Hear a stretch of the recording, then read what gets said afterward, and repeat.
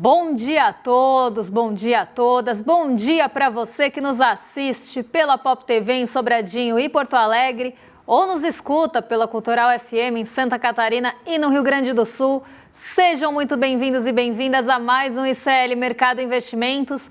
Hoje, quinta-feira, dia de comentar dois pontos bem importantes de ontem que mexeram bastante com os humores, foram ali destaque, inclusive, no radar político e acabaram, claro, respingando no radar econômico, porque um não está desligado do outro. Os dois caminham bem juntinhos. Então, a gente vai falar hoje tanto sobre a pesquisa Quest em relação à diminuição da vantagem do presidente Lula e o senador Flávio Bolsonaro, como é que isso foi lido, interpretado e por que foi interpretado dessa forma. Mas não só isso, a gente vai analisar também as questões envolvendo as expectativas econômicas, a percepção da economia pelos eleitores. Além disso, a gente vai falar dele, que não está sumido, sempre aparece por aqui, mas ontem deu declarações, até falei que ele estava falando durante a manhã. Gabriel Galípolo, que voltou a falar sobre taxa de juros, sinalizou a queda mais uma vez, mas falou algumas coisas em relação à meta de inflação, em relação à taxa de juros mais alta, e a gente vai comentar esses pontos com vocês nessa manhã. Então, para não perder tempo, já vamos passar pela agenda do dia. A agenda hoje está levemente cheia, né? Não é aquela agenda lotada, mas também não está esvaziada. Então vamos colocar aqui para o pessoal de casa acompanhar, porque hoje tem IBGE na parada. Então vamos lá, 4 horas da manhã lá no Reino Unido saiu o PIB do quarto trimestre. Às 4 horas da manhã também no Reino Unido teve produção industrial de dezembro, ainda olhando para o finalzinho do ano. 6 horas da manhã na França foi divulgado o relatório mensal de petróleo da AIE. E esse relatório já mexeu bastante com os preços do petróleo, trouxe novas perspectivas para o mercado, principalmente em relação à demanda asiática, trouxe alguns pontos importantes e fez preço durante o comecinho do mercado de petróleo. 8 horas da manhã na França, a OCDE divulgou a taxa de desemprego de dezembro em relação à OCDE, aqui não é a França. E aí, 9 horas no Brasil, entra o IBGE no radar, saiu pesquisa mensal de serviços e levantamento sistemático da produção agrícola, dados que também devem reforçar essa fala do Galípolo que a gente vai comentar daqui a pouquinho. 10h30 da manhã, lá nos Estados Unidos, saíram os dados de pedidos de auxílio-desemprego da semana até dia 7 de fevereiro e aqueles pedidos de auxílio-desemprego continuados, que são duas formas de olhar para esses pedidos do auxílio. Meio-dia, já na hora do almoço, enquanto a gente almoça, saem as vendas de moradias usadas de janeiro nos Estados Unidos.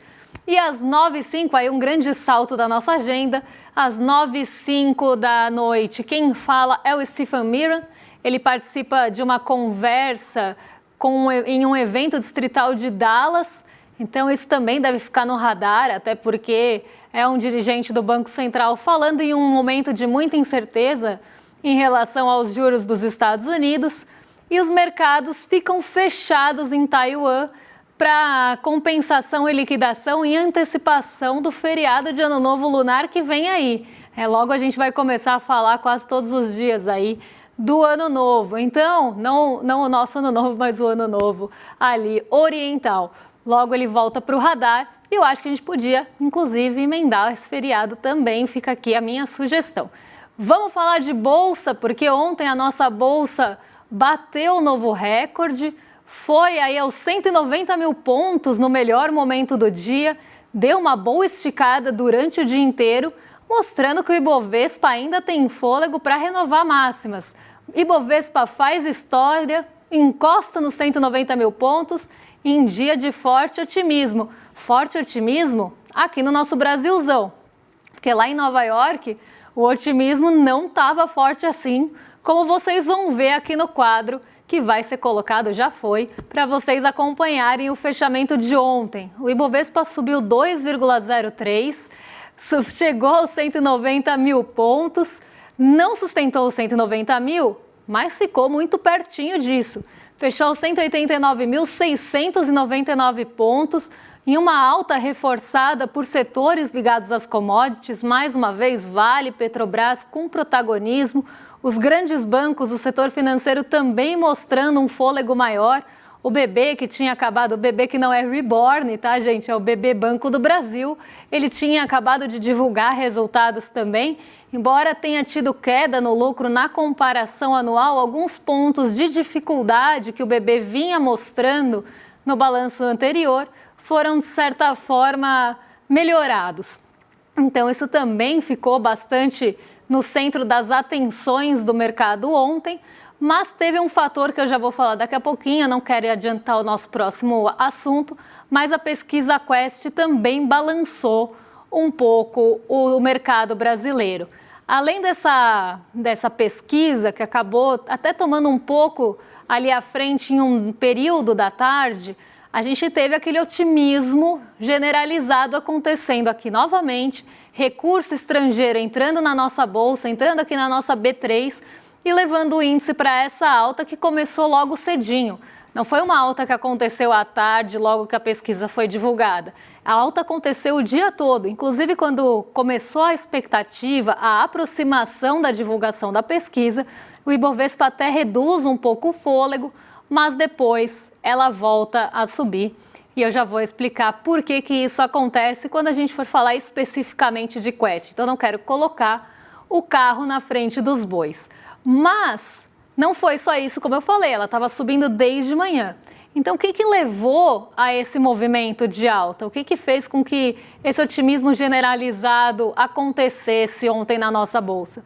Depois de um dia que a bolsa ficou praticamente parada, em um movimento leve de ajuste, esperando a divulgação do payroll e dos dados dos Estados Unidos, na quarta-feira, quinta-feira é hoje, né? Na terça ela fica parada, na quarta-feira ela volta a reagir com aquela enxurrada, né? Com aquela entrada grande de recursos estrangeiros por aqui. Então, o recurso estrangeiro, mais uma vez, veio buscar ações líquidas, por isso os pesos pesados em destaque, entrou aqui na nossa bolsa para buscar principalmente essas oportunidades em ações mais líquidas. Então, um dia que é um repeteco dos dias anteriores, mas agora também reforçado por dados dos Estados Unidos, que inclusive ficaram maiores do que o esperado. Os dados de emprego, tanto na criação de vagas, que na verdade a criação de vagas foi até o dobro do esperado, mas o desemprego lá também caiu. E isso trouxe até uma incerteza em relação aos juros. Por isso que eu falei, Stephen Miran fala hoje em um ambiente de bastante incerteza em relação à condição de política monetária, porque será que Donald Trump vai continuar pressionando para a queda dos juros nos Estados Unidos, nesse ambiente que provavelmente o Fed vai segurar mais a manutenção dos juros? Então isso começa a gerar incerteza em relação à condução da política monetária, e até isso fez com que a Nasdaq caísse um pouco. E a gente consegue se descolar desse movimento de Nova York, porque quando você começa a ter uma expectativa que as treasuries podem pagar mais em relação ao que se esperava anteriormente, o que acontece? Normalmente o recurso sai do risco e vai para as treasuries, que é esse movimento mais clássico e que aconteceu em Nova York. O S&P 500 andou de lado, nem ganhou nem perdeu, mas todo mundo perdeu, e a Nasdaq caiu 0,16, justamente mostrando essa sensibilidade do setor de tecnologia aos juros. E esse movimento não foi suficiente para apagar o otimismo em relação ao mercado emergente, em relação ao nosso Brasilzão e as oportunidades, o potencial de ganho que se tem aqui, porque a gente vê um dólar em queda em dia de fortalecimento e de alta nos juros das treasuries, pelo menos por boa parte do dia, respondendo a esses dados nos Estados Unidos, que sozinhos talvez não levem à condução de política monetária, mas que direcionam muito para as decisões acontecerem. Então elas embasam muito as decisões, elas acabam sendo fundamentais, mas não isoladamente. E aí o dólar vai a 5,18, mais uma vez abaixo de 5,20, que como falei anteriormente já em outros programas, 5,20 passa a ser esse novo patamar psicológico de comparação. E eu falei para vocês que a bolsa ela foi esticando durante o dia, ela vinha já numa toada muito positiva praticamente toda a manhã. Durante a tarde, lá perto das 2 da tarde, que ia acontecer a divulgação da pesquisa Quest, até se gerou uma dúvida se alguém tinha tido acesso em relação à pesquisa antes da divulgação, mas isso foi só aventado assim no mercado, porque existe um movimento, provavelmente por expectativa e não por leitura antecipada, um movimento ali que até a bolsa recua um pouco e volta a subir rapidamente, e aí começa a esticar a alta novamente depois da divulgação da pesquisa. E esse campo político, essa pesquisa Quest, essa fotografia que a pesquisa Quest traz para a gente, ela revela que o debate ali, né, girando em torno dos 2 eixos mais conhecidos aí, que é Lula de um lado e Flávio Bolsonaro do outro, continua no radar. Então, continua ali isso no foco, né, como esse desenho, como é que isso vai ganhar contorno durante a corrida eleitoral. E gente, nossa, me fugiu o que eu ia falar. A pesquisa mostrou, então, aqui voltando, que Lula segue na liderança, mas revelou essa redução de vantagem sobre o Flávio Bolsonaro. Então, diminuiu a distância entre os dois, mostrando que a disputa pode ser mais acirrada do que se esperava anteriormente, principalmente no cenário do segundo turno, que a diferença caiu para 5 pontos. E esse movimento passou a mostrar as preferências do mercado, de certa forma, que só para resumir para vocês, não está longe de mostrar uma virada eleitoral, mas já fica já está suficientemente menor a diferença para ganhar o olhar do mercado e ficar no radar do mercado financeiro, coisa que não estava antes. Tanto que a gente teve o Flávio Day, que é o dia que ele se coloca como pré-candidato, se coloca na corrida eleitoral, e o mercado reage muito mal, porque, na verdade, o mercado queria o Tarcísio. Mas Tarcísio, Flávio Bolsonaro, seja quem for, o que o mercado quer é alguém alinhado à agenda do mercado.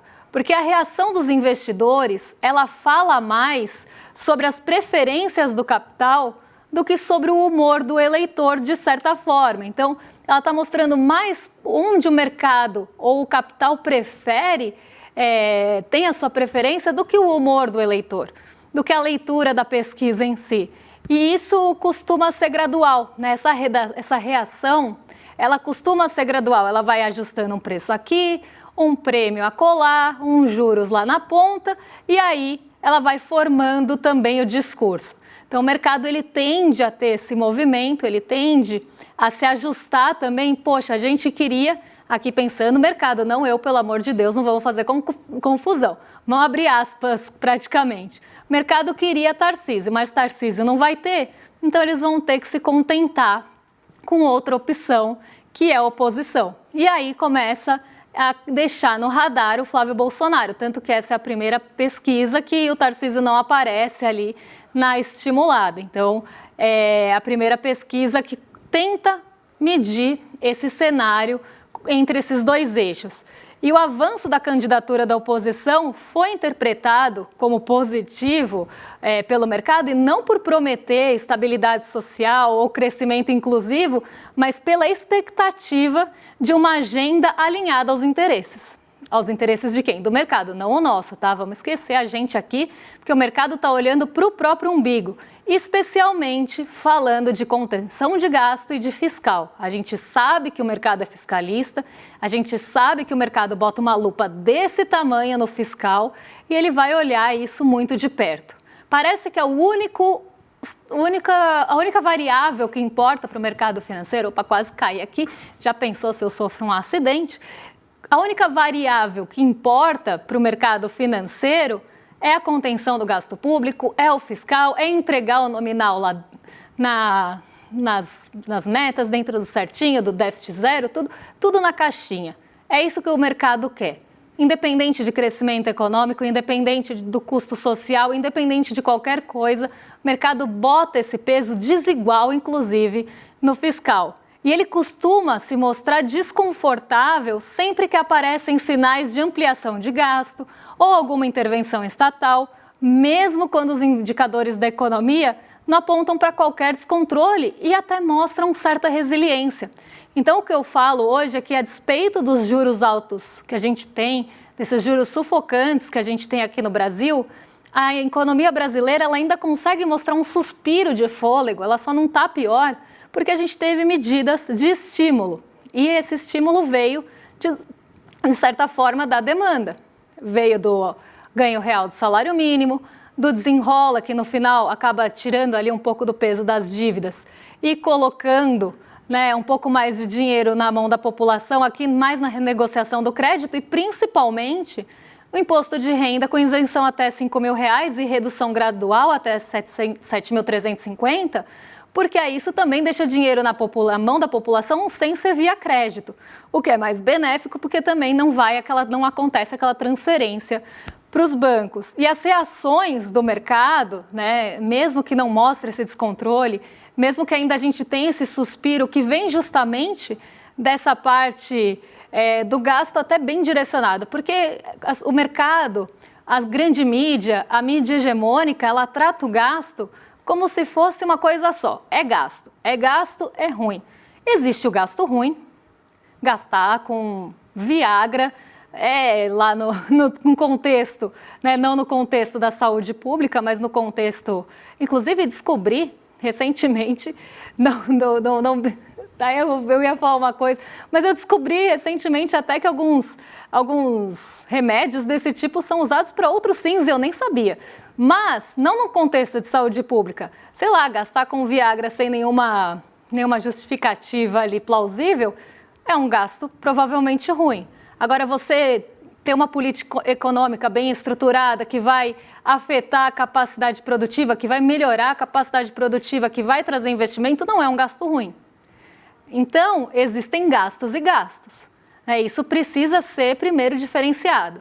Mas para o mercado, para a mídia hegemônica, falou gasto, parece que é um Deus nos acuda. E se colocar o pobre na conta, se colocar o trabalhador na conta, se colocar a gente na conta, a população na conta, aí também tem chiadeira. E as reações, como eu estava falando, elas vão acontecendo aos poucos.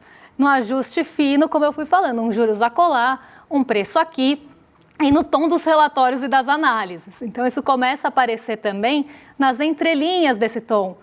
Então, você vê uma matéria de mercado falando a diminuição da corrida eleitoral, ali da distância é bom, porque isso. Então, vai nesses ajustes finos.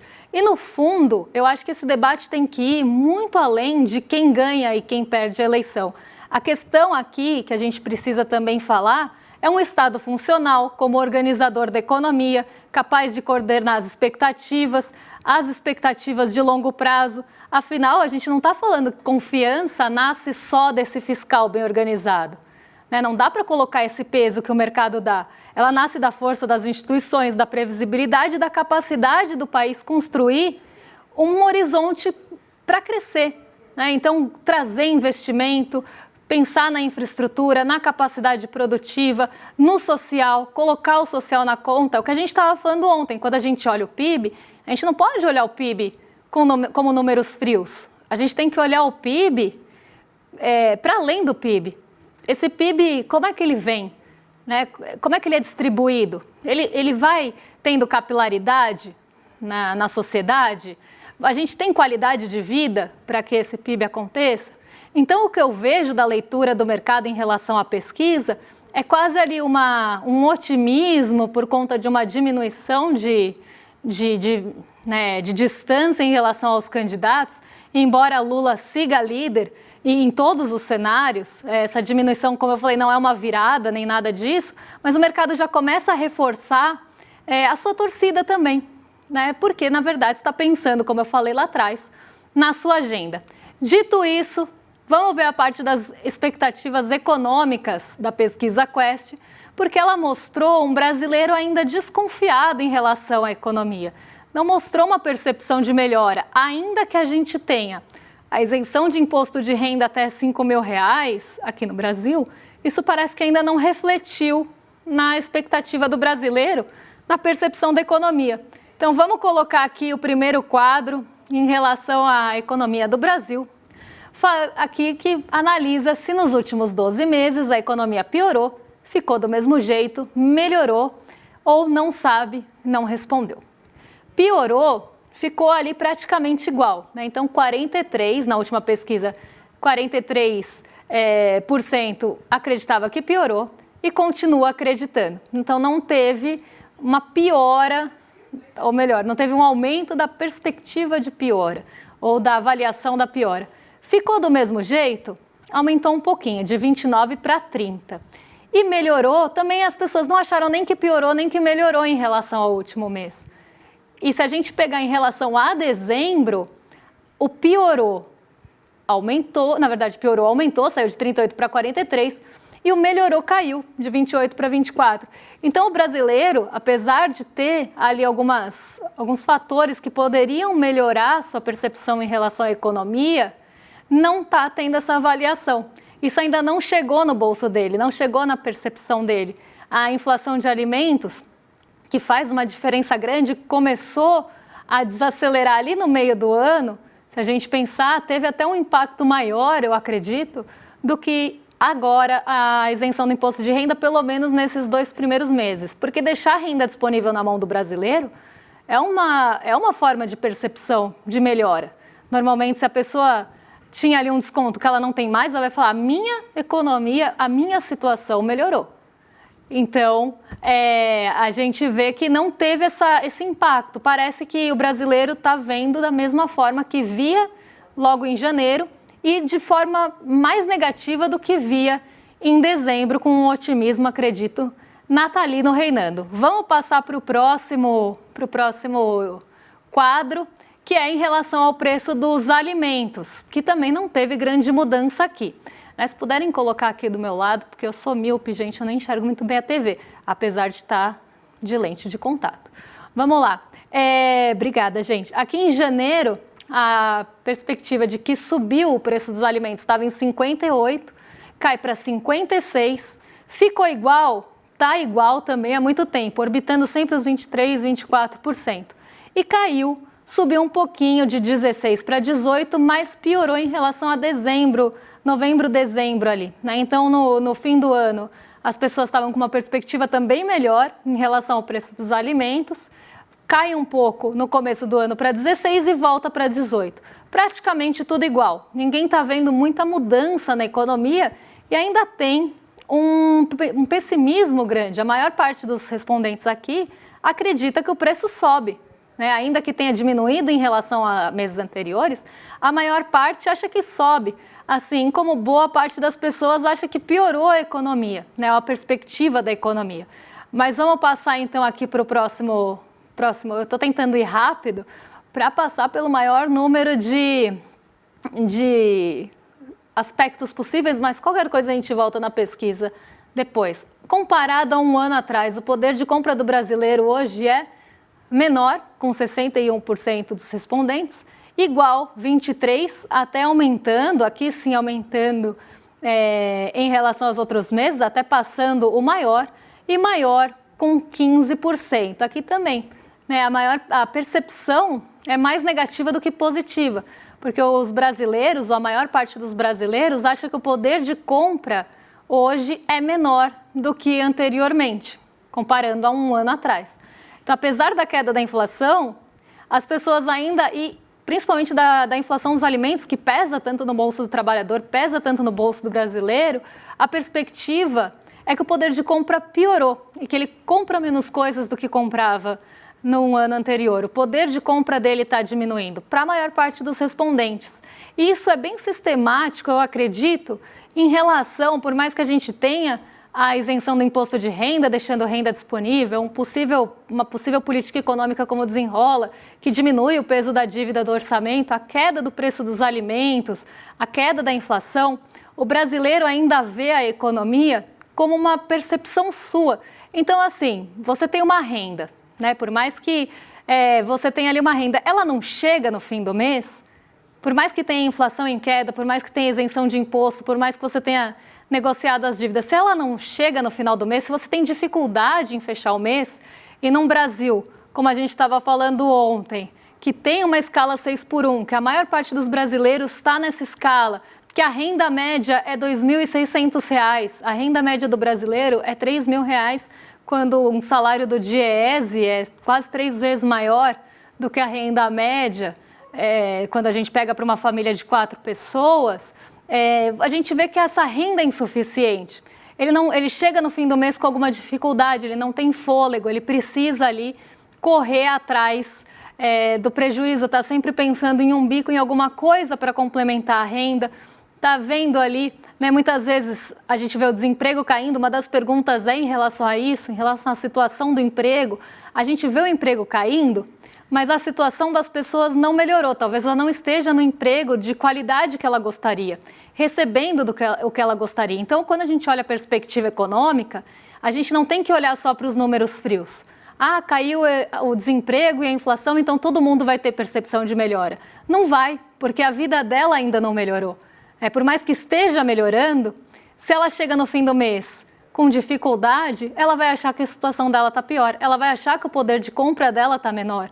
Talvez os itens que ela compre estejam realmente mais caros. E ela vai falar, bom, está mais caro, ainda que desacelerando a alta, que é uma coisa que as pessoas têm dificuldade de entender, ainda que deflacionando, ainda podem estar caros. Se isso está caro, ela vai falar, meu poder de compra está menor, porque o que eu compro pesa muito na minha renda, pesa muito no meu bolso. Então, acho que quando a gente olha para a economia, e quando a gente olha para principalmente a percepção e a avaliação, o sentimento das pessoas em relação à economia, a gente tem que sair desses números frios, tem que sair da planilha realmente e entender por que é que a percepção das pessoas, do brasileiro, do trabalhador, está assim. E muitas vezes é porque a gente realmente tem uma renda ainda pequena no Brasil, condições de trabalho bem exploratórias, e isso tudo faz com que a percepção individual de cada um, as coisas caras, embora possam estar deflacionando, a percepção individual de cada um acaba sendo mais de deterioração do que de melhora, porque prefeririam estar numa situação melhor. Aqui fecho o programa com isso, quero convidar vocês para a aula que acontece hoje, dia 12 de fevereiro, falei sério, quase que eu falei 12 de dezembro, gente, eu estou também assim de saúde.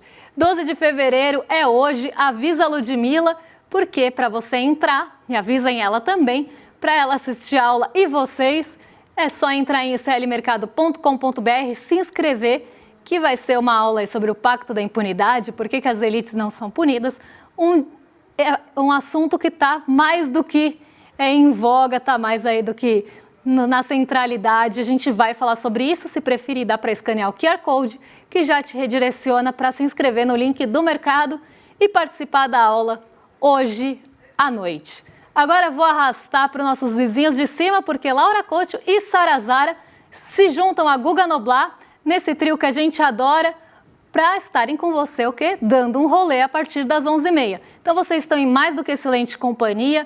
Um beijo e até amanhã.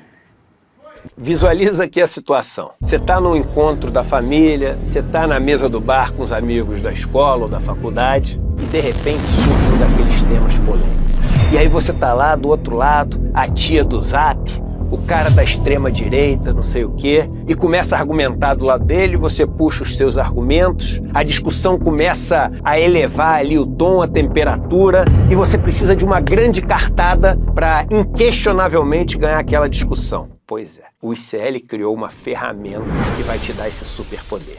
É como se no meio da discussão você pudesse trazer para o seu lado o João César Castro Rocha, o Gessé Souza, a Marilena Chauí, o Michael Sandel, o Domênico de Masi, os maiores professores e professoras do mundo, mas de uma maneira rápida, prática e detalhe, pessoal. É uma ferramenta que não existe no mundo e é fruto de mais de um ano de trabalho de uma equipe enorme do ICL. Ela muda o jogo completamente. Ela se chama Oráculo ICL e vai ser revelada no dia 26 de fevereiro às 8 horas da noite. No ICL, o conhecimento transforma realidades. São mais de 300 cursos com alguns dos maiores nomes do Brasil, em economia, política, filosofia, história, finanças pessoais, autoconhecimento e muito mais. Aqui, cada aluno faz parte de um projeto único, 100% independente e financiado pelos próprios estudantes. É graças a quem se torna aluno que o ICL existe e o jornalismo livre chega até você. Se inscreva agora em icl.com.br e torne-se aluno. Estude, apoie e faça parte da revolução do conhecimento.